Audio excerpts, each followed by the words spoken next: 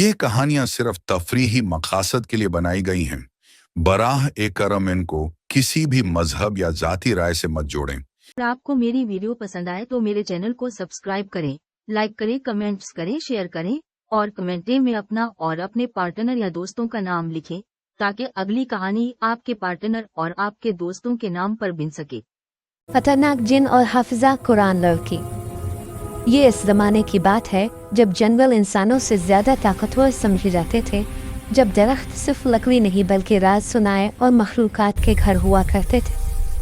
ایک بہت دور انسانوں کی آبادی سے کوسوں پرے، گھنے اور اندھیرے جنگل کے عین درمیان، ایک وشال قدیم اور آسمان کو چھوتا ہوا درخت کھڑا تھا۔ اس کی جولیں زمین میں اس طرح پھیلی ہوئی تھیں جیسے صدیوں سے وہی جمع ہوا ہو۔ یہ درخت عام نہیں تھا، یہ ایک جن کا مسکن تھا۔ اس جن کا نام ساحل تھا۔ ساحل خطرناک تھا، طاقتور تھا اور سب سے بڑھ کر وہ انسانوں سے نفرت کرتا تھا۔ اس کے دل میں یہ یقین بیٹھ چکا تھا کہ انسان لالچی ہوتے ہیں، وہ نیکی کو بھی فائدے کے ترازو میں تولتے ہیں اور محبت کے نام پر بھی دھوکہ دیتے ہیں۔ اسی نفرت کی وجہ سے ساحل نے جنوں کی دنیا بھی چھوڑ دی تھی اور انسانوں کی دنیا بھی۔ وہ اکیلا خاموش اسی عظیم درخت کے اندر رہتا تھا۔ دن کو وہ گہری نیند میں ہوتا اور رات کو جنگل اس کی موجودگی سے کانپتا۔ اسی دنیا میں ایک چھوٹے سے غریب گاؤں میں رہتی تھی ایک لڑکی، سکینہ غریب تھی لیکن اس کی پیشانی پر شکر تھا، آنکھوں میں حیا تھی اور زبان پر ہمیشہ قرآن۔ وہ حافظہ قرآن تھی۔ قرآن اس کے لیے صرف کتاب نہیں تھا بلکہ جینے کا طریقہ تھا۔ وہ اپنے بوڑھے والدین کی خدمت کرتی، محلے کے بچوں کو پڑھاتی، بیماروں کی تیمارداری کرتی اور کسی کا دل نہ دکھاتی۔ اس کے پاس ایک ننھا سا خرگوش تھا جو اس کا واحد ساتھی تھا۔ ایک دن وہ خرگوش اچانک گاؤں سے نکل کر جنگل کی طرف بھاگ گیا۔ سکینہ گھبرا گئی۔ علیلے میرا خرگوش! وہ دوپٹہ درست کرتی ہوئی اس کے پیچھے پیچھے جنگل میں داخل ہو گئی۔ وہ چلتی جاتی تھی اور زیر لب قرآن کی آیات پڑھتی جاتی تھی، اتنا چلنے کے بعد کہ اسے اندازہ ہی نہ رہا کہ وہ انسانوں کی دنیا سے کتنی دور آ چکی ہے۔ اچانک وہ ایک بہت بڑے درخت کے نیچے رک گئے۔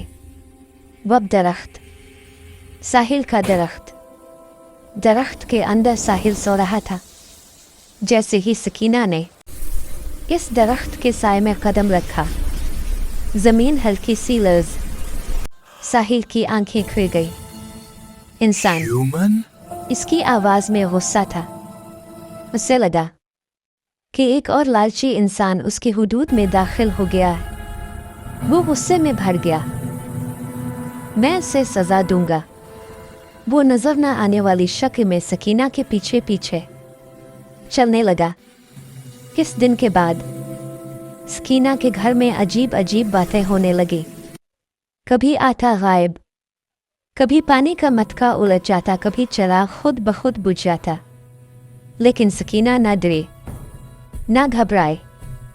وہ وضو کرتی، قرآن کھولتی اور تلاوت شروع کر دیتی۔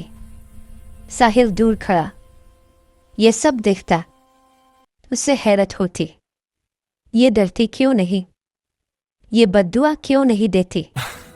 ایک رات ساحل نے دیکھا کہ سکینہ تھکی ہوئی ہے مگر پھر بھی اپنے والد کے پاؤں دبا رہی ہے۔ ایک دن اس نے دیکھا کہ سکینہ اپنا کھانا کسی بھوکے کو دے رہی ہے۔ ساحل کے دل میں پہلی بار کوئی نرم احساس پیدا ہوا۔ کیا واقعی سب انسان ایک جیسے ہوتے ہیں؟ اب ساحل نے شرارتیں چھوڑ دے۔ اس نے سکینہ کی مدد شروع کر دی مگر سامنے آئے بغیر۔ ایک دن سکینہ کے گھر کے صحن میں زمین ہلکی سی بلی اور ایک خزانہ نکل آیا۔ सोने के सिक्के, चांदी, जेवरात, सकीना रुपये। अल्लाह, ये सब क्या है? वो समझ गई कि ये किसी गैबी मदद का नतीजा है।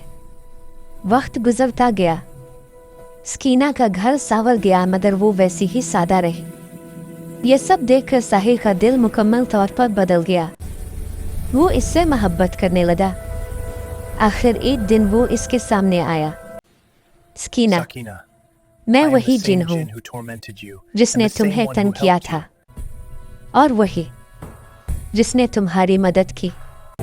मैं तुमसे निकाह करना चाहता। सकीना चौंक गई। इसने नजरें झुका ले। I am मैं human इंसान and हूँ you are a jinn. और आप जिन। This is not possible. ये मुमकिन नहीं। साहिल टूट गया। वो पहली बार सजदे में गिरा। Oh Allah, if अलीले, peace is better for me, अगर then make me Sakina a मेरे human लिए you. बेहतर है I will worship you. तो मुझे इंसान बना दे। मैं तेरी इबादत करूंगा। आसमान खामोश था। फिर अचानक रोशनी फैली। साहिल जिनसे इंसान बन गया, लेकिन इसकी ताकत अल्लाह के हुक्म से इसके साथ रही। वो सकीना के पास आया। अल्लाह ने मेरी दुआ कबूल कर ली है। Allah has सकीना accepted की my आंखों में prayer. आंसू थे। सादगी से निकाह हुआ। In the name of Allah, Sakina Sakina और and Sahil, Sahil, you are now united अलीले as के one. नाम पर एक हो गए। साहिल ने साबित कर दिया कि असल ताकत Real power नफरत is not नहीं, hate. बल्कि हिदायत है।